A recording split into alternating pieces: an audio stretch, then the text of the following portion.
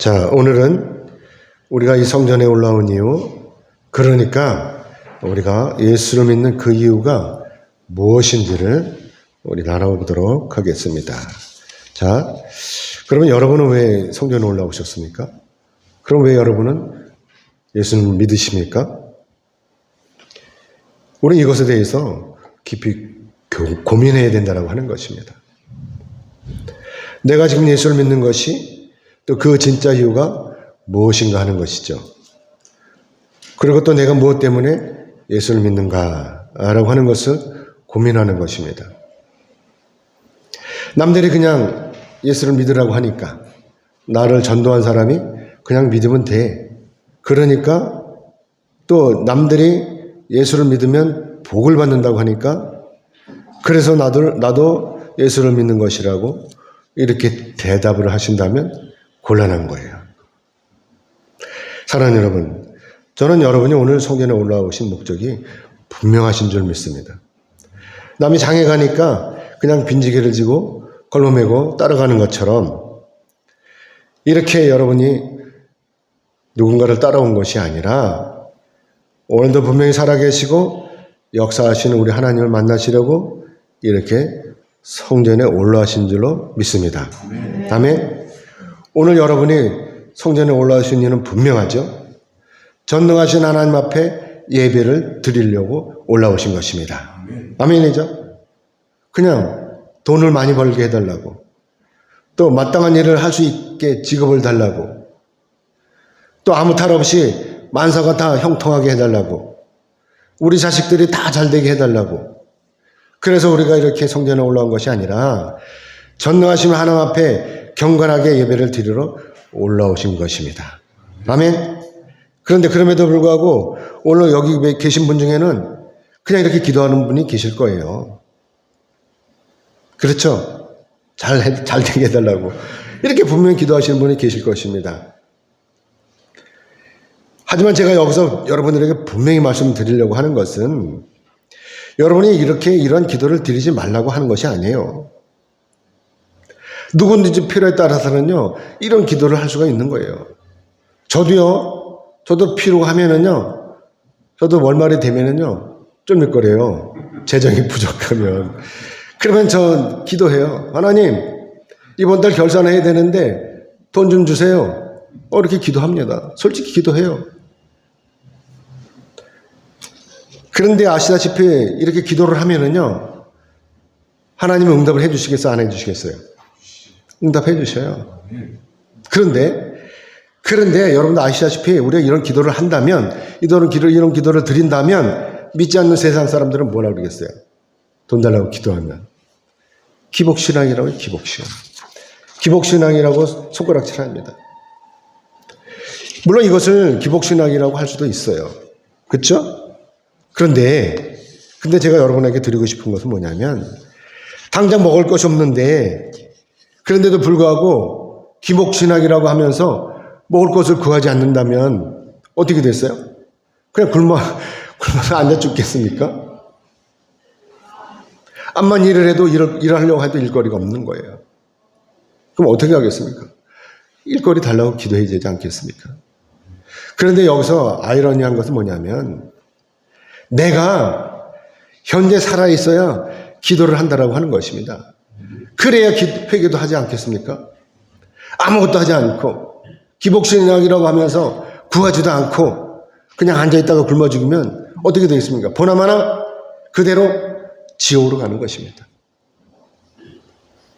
내가 먼저 살아있어야 되는 거예요. 그래야 기도를 하는 것입니다. 그래야 회개를 하든지 깨닫든지 하는 것이 아니겠습니까? 기도는요, 나의 방향을 잡아주는 키와 같은 것입니다. 그렇기 때문에 내가 먼저 허기진 배를 채우고 기운을 차린 다음에 무엇이든지 할 수가 있는 것처럼, 우리가 하나님 앞에 엎드려 기도 드릴 때 먼저 이것저것 따지지 말고 기도부터 해야 된다고 하는 것입니다. 이거는 되고 이거는 안 되고 내가 구분할 필요가 없는 것입니다. 그러면 하나님께서 전능하신 분이시잖아요. 이 전능하신 하나님이 현재 나에게 무엇이 필요한지를 하나님께서는 다 아시는 거예요. 그리고 거기에 맞게 응답을 주시는 것입니다. 내 기도가 하나님 보시기에 합당하지 않으면 하나님께서 바꿔주셔요. 야, 그거 그렇게 하면 안 돼. 그렇게 기도하는 거 아니야. 그리고 바꿔주시는 거예요. 그렇기 때문에 내가 먼저 판단함으로 나의 기도가 기복신앙인지 아닌지를 구분할 필요가 없는 거예요. 무조건 기도하면 되는 거예요. 그러면 합당하지 않으면 제가 지옥으로 갈 것 같으면 하나님이 그 기도를 바꿔주시는 거예요. 합당하게. 아멘이죠? 자, 그러면 예수를 믿는 저와 여러분이 오늘날 교회 안에서 어떻게 살아야 되죠? 내가 옳은 대로, 내 생각에 옳은 대로, 자기 소견에 옳은 대로 아무렇게나 그렇게 살아야 되는 것입니까? 아니면 주님 안에서 주님의 뜻대로 살아야 하는 것입니까? 오늘 본문 말씀 보면요, 서기관이 예수님께로 나와갖고 이렇게 여쭙는 거예요. 오늘 본문 28절의 말씀을 같이 보겠습니다. 같이 읽겠습니다. 시작. 서기관 중 한 사람이 그들이 변론하는 것을 듣고 예수께서 잘 대답하신 줄을 알고 나와 묻되 모든 계명 중에 첫째가 무엇이니까? 여기서 서기관은 헬라어로 그람마티우스라고 하는데, 이 그람마티우스가요, 원래 뜻은 글을 베끼는 사람이라고 합니다. 그래서 이 서기관이라고 하는 이 직책이 원래는요, 다윗이 애굽의 궁정대도를 베껴서 만든 관직이라고 하는 것이죠.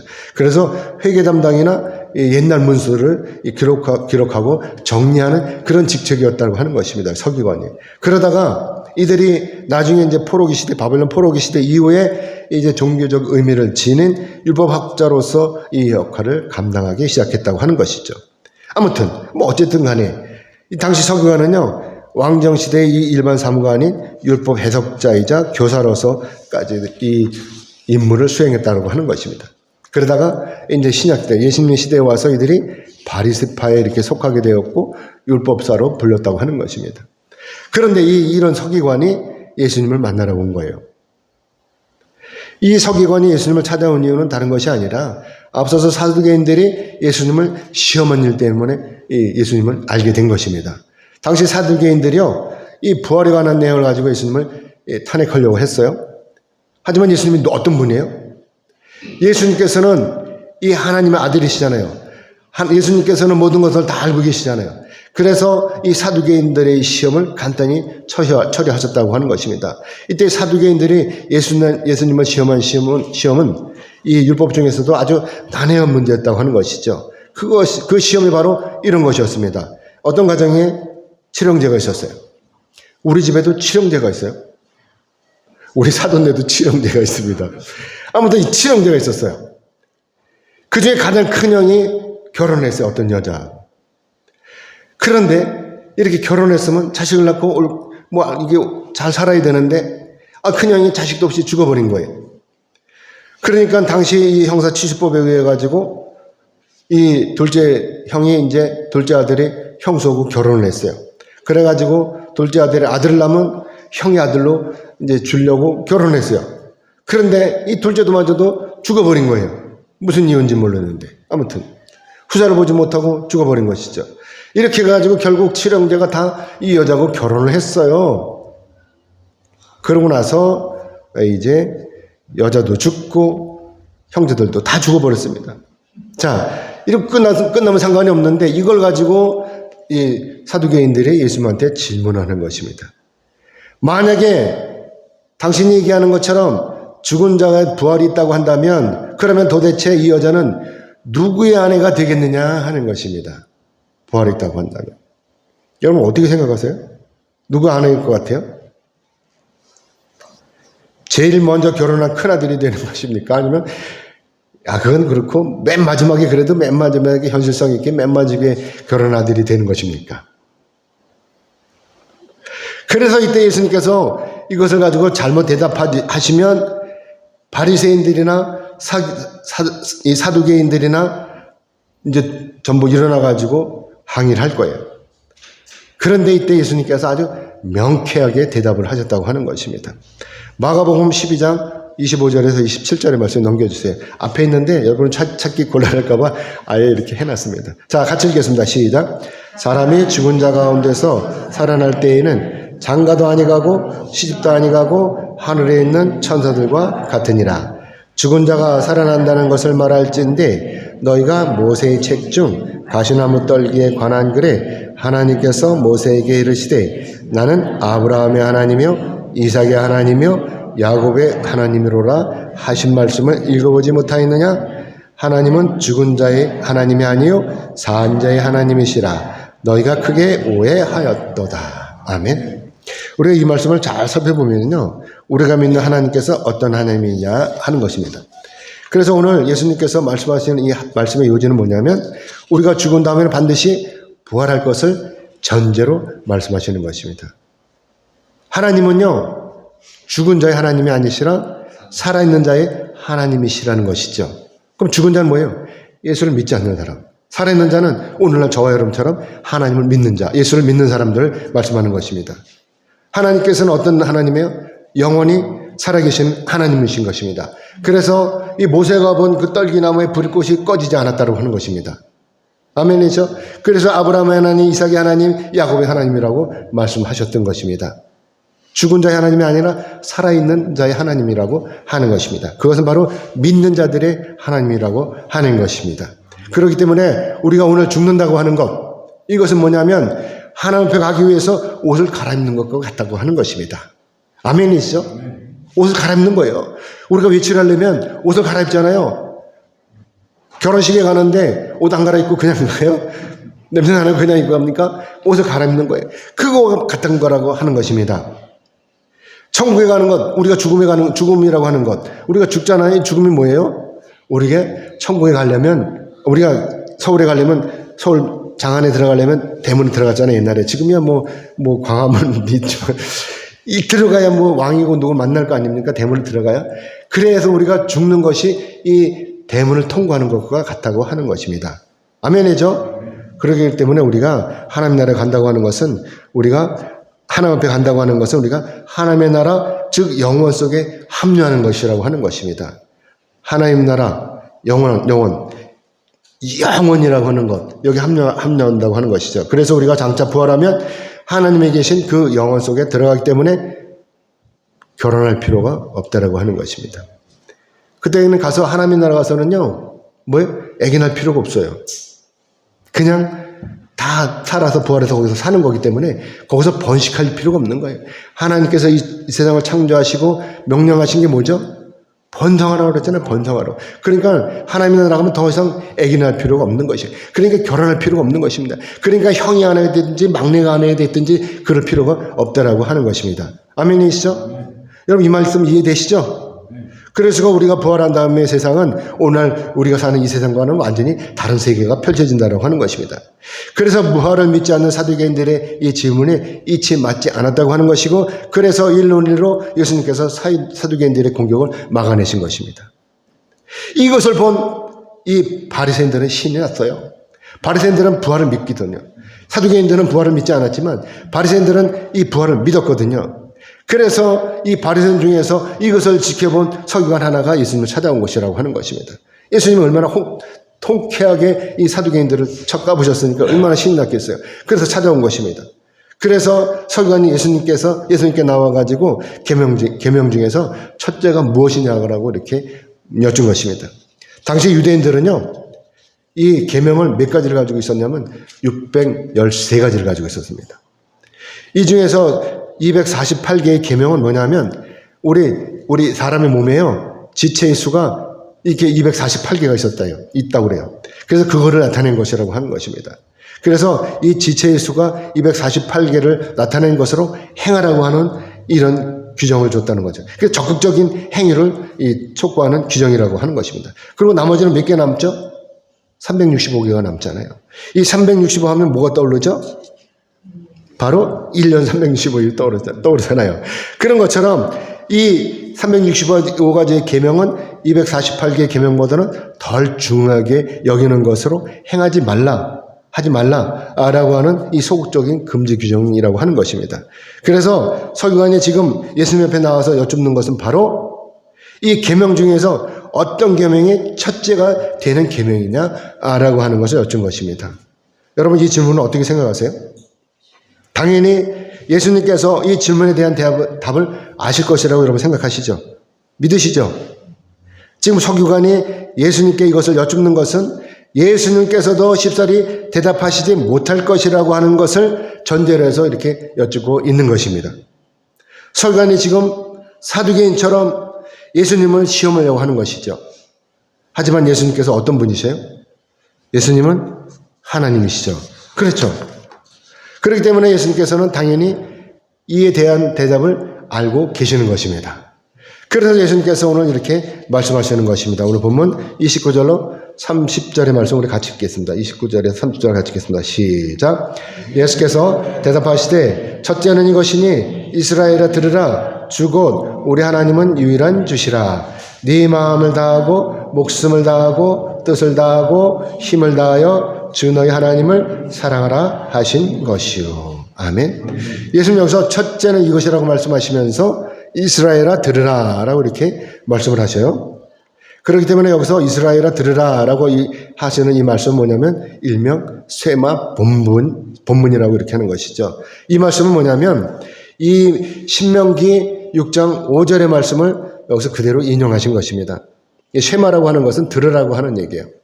자, 그래서 아시다시피 유대인들은 이 말씀을 아침 저녁으로 암송했다고 하는 것이죠. 유대인들은 이 말씀을 양피지에 써가지고 작은 통 속에 넣어가지고 문설주에도 붙이고 자기 앞니와 자기 팔에 매달고 다니면서 언제든지 꺼내서 읽을 수 있도록 했다고 하는 것입니다. 이때 유대인들은 자기 집 문설주에 붙인 것을 뭐라고 그러냐면 메두자라고 해요. 그리고 자기 앞이마나 팔에 매단 것을 테펠린이라고 이렇게 이야기하고 있습니다. 넘겨주세요.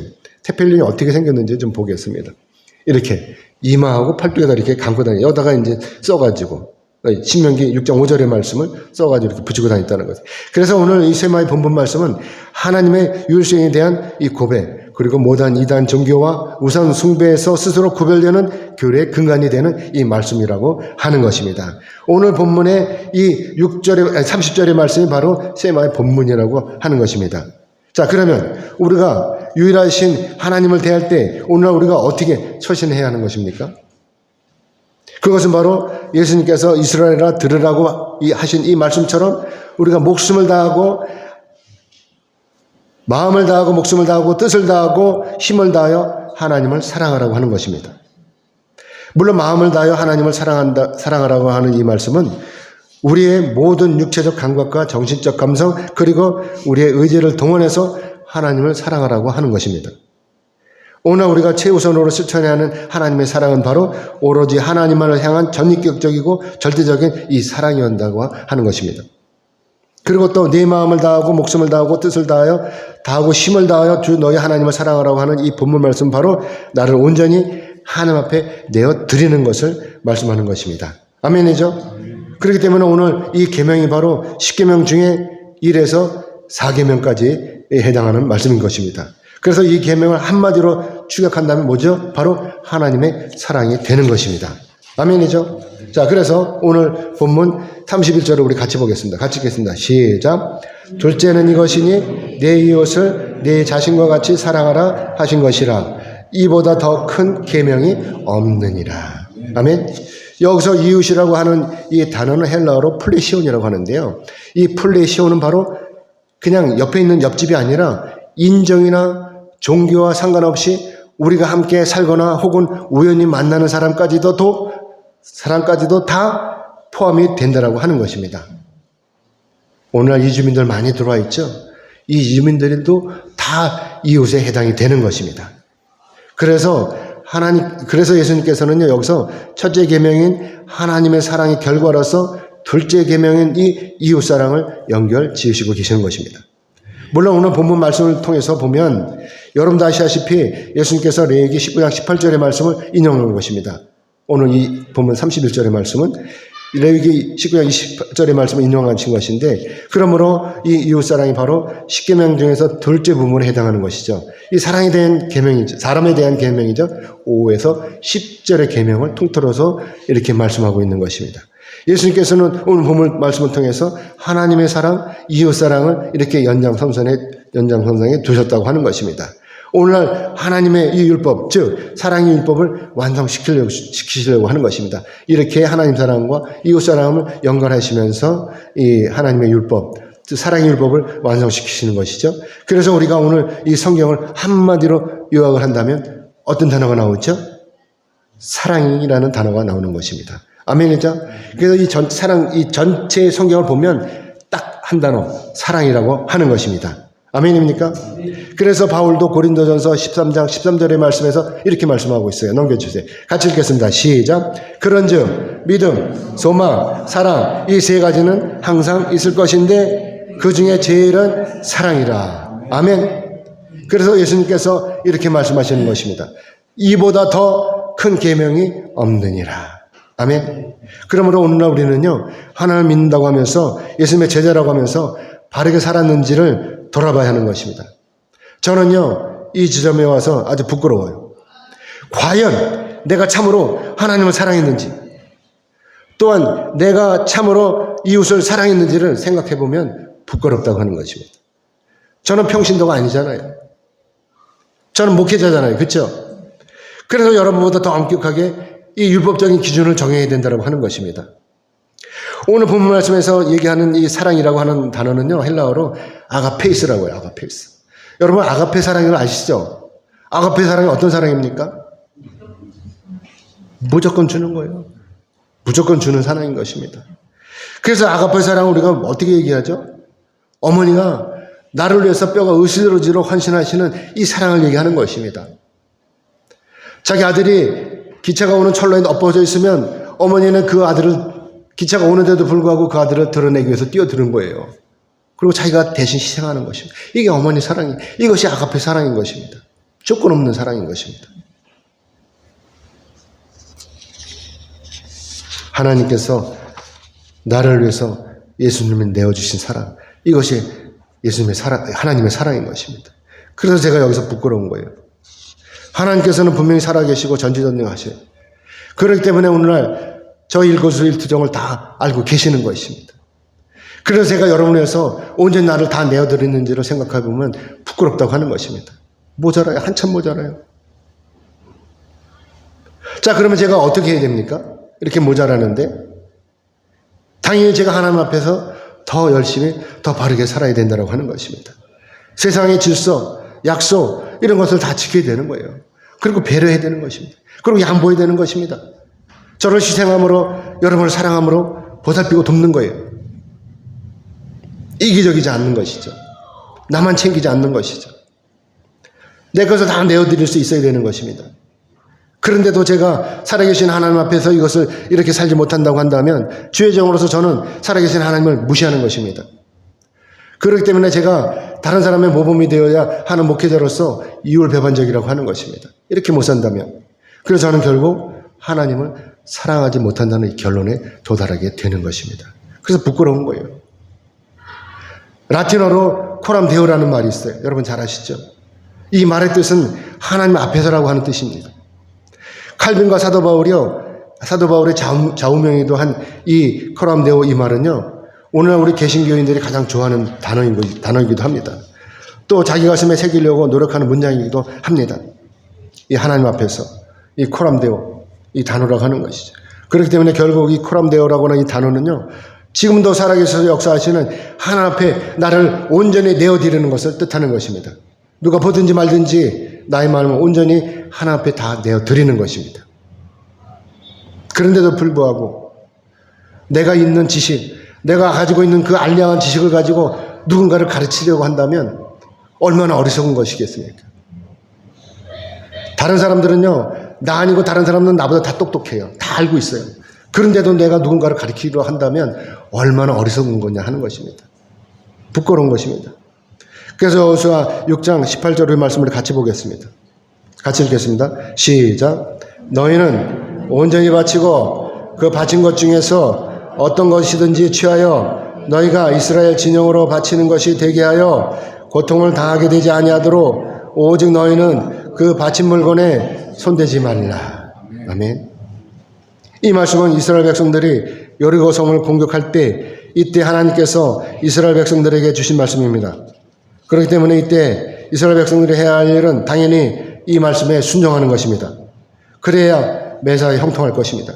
그래야 막히지 않을 것입니다. 하지만 이때 그러지 않은 사람이 있었어요.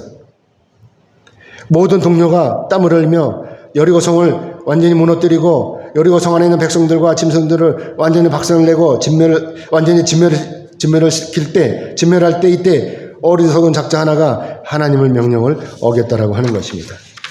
하나님을 속인 것입니다.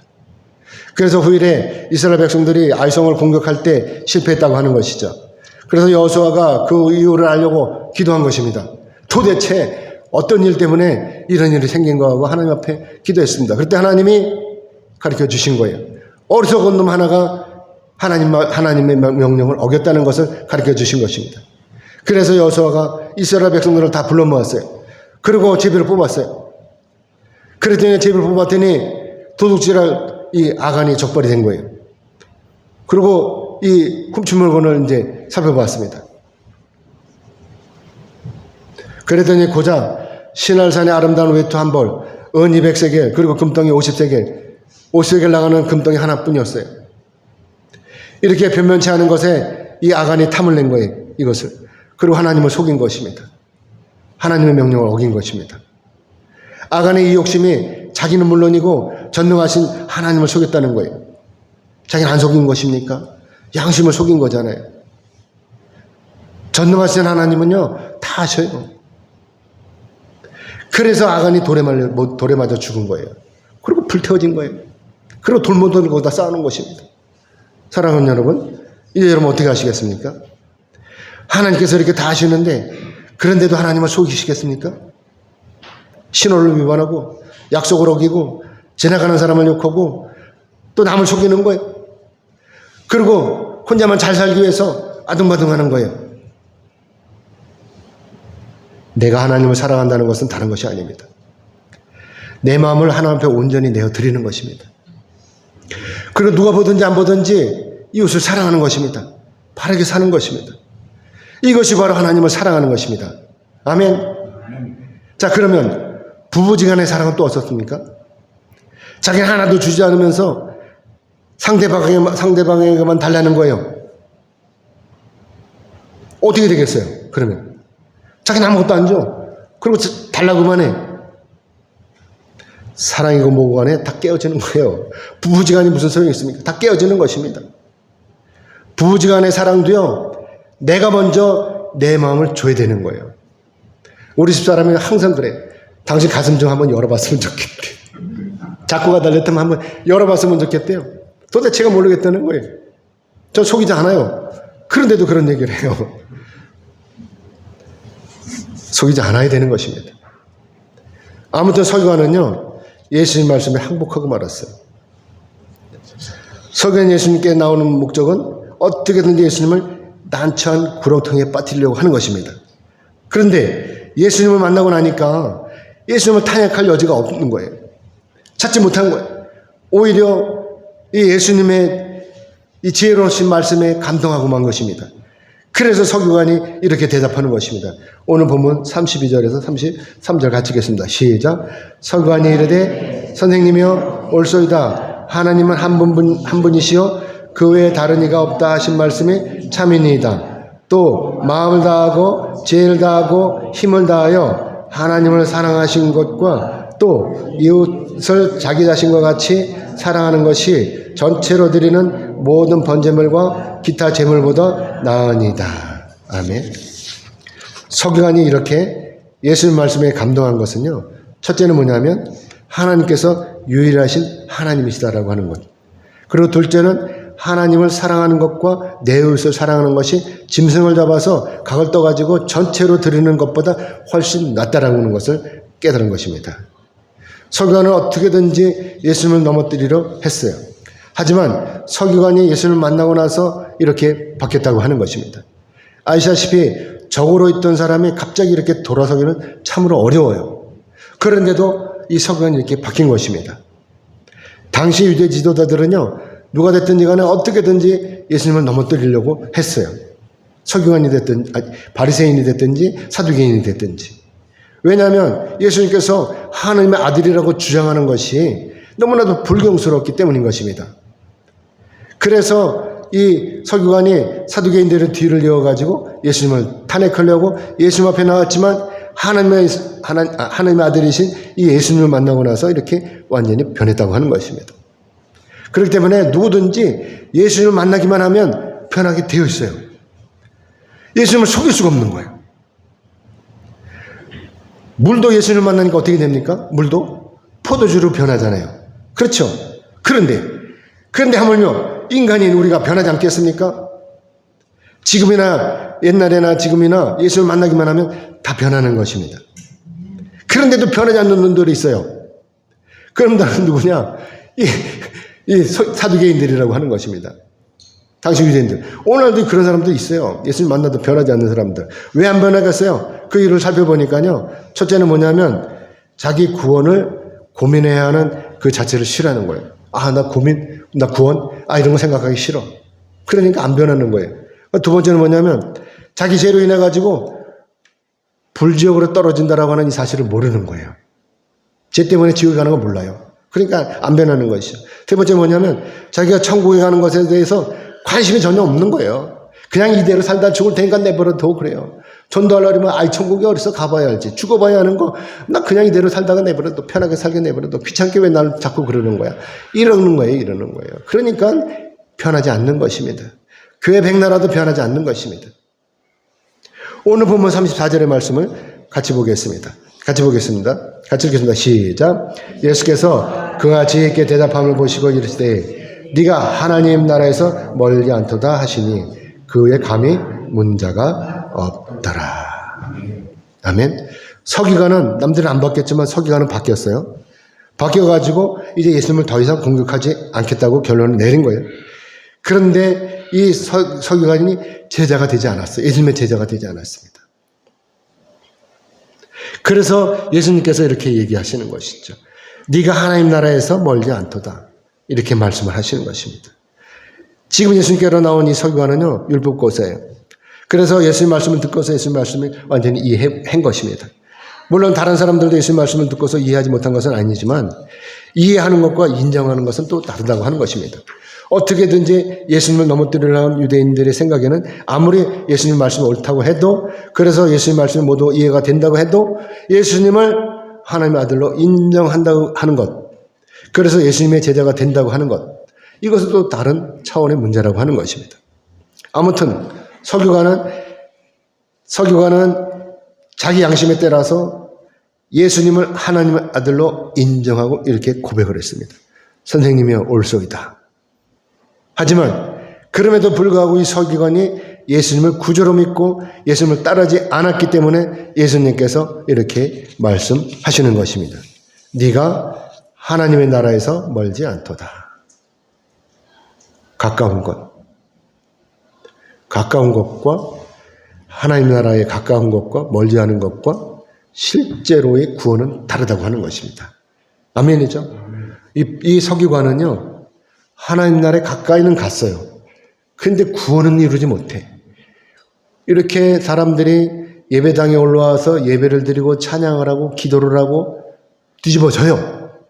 그런데도 구원에 이르지 못한다 하면 어떻게 되겠습니까? 그렇기 때문에 예수님을 안다고 해서 구원을 받는 것이 아니라고 하는 것입니다.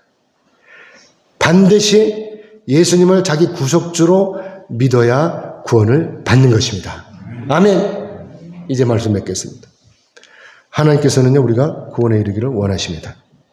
우리가 구원받는 조건은 단 하나예요. 그렇죠? 그것은 바로 하나님 은혜가 저와 여러분에게 임해야 하는 것입니다. 그리고 반드시 저와 여러분이 예수님을 구주로 믿어야 하는 것입니다. 아멘. 구원이라고 하는 것이 내가 열심히 노력을 한다고 해서 내가 열심히 교회 와서 봉사한다고 해서 내가 열심히 돈을 벌어다가 하나님 앞에 드린다고 해서 이루어지는 것이 아니라고 하는 것입니다. 그래서 사도 바울이 이렇게 말씀하고 있는 거예요. 에베소서 2장 8절로 9절의 말씀을 같이 보겠습니다. 넘겨주세요. 같이 읽겠습니다. 시작. 너희는 그 은혜에 의하여 믿음으로 말미암아 구원을 받았으니 이것은 너희에게서 난 것이 아니요 하나님의 선물이라. 행위에서 난 것이 아니니 이는 누구든지 자랑하지 못하게 함이라. 아멘. 우리의 구원이 바로 전능하신 하나님께서 주신 은혜의 선물이라고 하는 것입니다. 내가 열심히 노력해서 얻은 결과가 아니라 나의 노력과 전혀 상관없이 하나님께서 나에게 은혜를 베푸심으로 말미암아 내가 구원을 얻게 되었다고 하는 것이죠. 자, 그러면 이제 우리가 어떻게 해야 하는 것이죠? 이제 우리가 어떻게 해야 되죠? 그냥 우리가 이 사실을 믿으면 되는 거예요. 아무런 죄가 없으신 예수님께서 하나님의 명령에 복종하고 순종하심으로 말미암아서 죄인인 나를 위해서 십자가에 달려 돌아가셨다는 이 사실을 믿으면 되는 것입니다. 그러면 사랑의 하나님께서 저와 여러분을 하여금 죄가 없다고 인정을 해 주시는 거예요. 이거 얼마나 좋아요? 죄가 엄청 많은데 제가 이렇게 눈을 감으면 이 죄 때문에 도저히 구원받을 수 없는 것 같아. 그런데도 우리 주님이 구원을 주신다라고 하는 것입니다. 저와 여러분, 아무리 죄가 많다고 해도 구원해 주시는 거예요. 이것이 바로 복음의 비밀이라고 하는 것입니다. 또한 이것이 바로 복음의 핵심이자 놀라우신 하나님의 능력이라고 하는 것입니다. 아멘. 서기관처럼 예수를 인정하면서도 예수를 믿지 못하면 절대로 구원에 이르지 못하는 거예요. 오늘 저와 여러분도 예수를 믿지 못하면 이 어리석은 서기관처럼 예수를 만나고도 구원에 이르지 못하는 안타까운 일이 벌어지는 것입니다. 아멘이죠? 이제 제가 여러분에게 여쭙겠습니다. 하나님의 아들이신 예수님께서 여러분을 위해서 십자가를 지신 것과 그리고 사흘 만에 부활하신 이 사실을 믿으십니까? 아멘. 아멘입니다. 오늘 이 사실을 여러분 믿으시니까 이 땅에서 여러분은 서로 사랑하실 것이죠. 서로 사랑이 되는 거예요. 이 사실을 믿으면서도 티격태격 하면 안 되는 거예요. 설령 상대방이 뭔가 부족하고 상대방이 뭔가 나에게 잘못됐다 하더라도 감싸 주는 거예요. 이해해 주는 거예요. 아, 저 사람이 뭔가 오늘 기분 나쁜 일이 있었구나 라고 이해해 주시는 것입니다. 아멘이죠? 그래야 이것이 믿어져야 이 땅에서 서로 사랑하고 더불어서 구원에 이르는 것입니다. 아멘. 그리고 전능하신 하나님과 함께 천국에서 영원히 잘 살 수가 있는 것입니다. 아멘. 그러므로 아멘 하신 여러분 모두는 이 믿음을 가지시고 서로 사랑하시고 끝까지 승리하심으로 구원에 이르시기를 주님의 이름으로 축복합니다. 아멘. 기도하겠습니다.